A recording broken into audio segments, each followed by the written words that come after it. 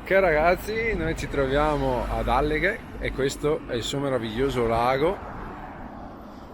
Perché siamo qua ragazzi? Perché domani andremo verso il rifugio Tissi e al lago Coldai. Voi restate collegati che domani vi mostro un po' di cose interessanti. Facci vedere come bevi. Come le persone normali, non vuol dire.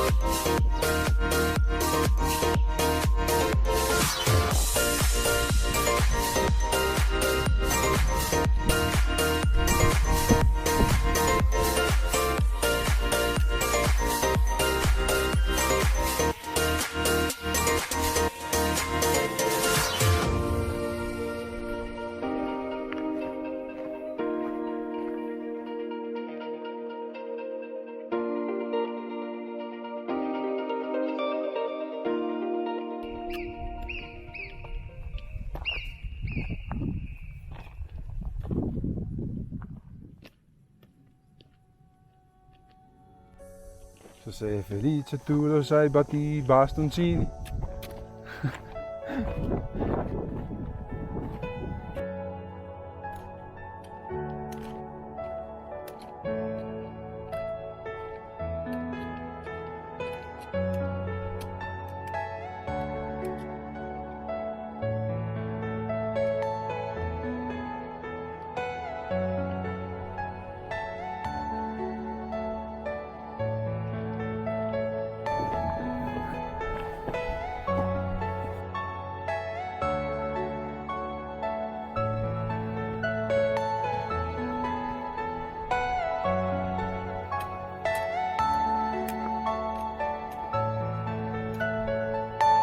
Are you all my personal dreams?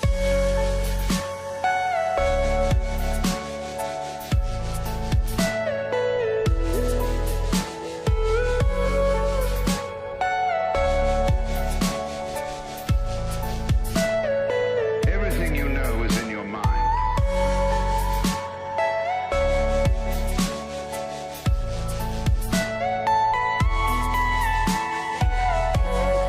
Butei, quello è il Monte Pelmo.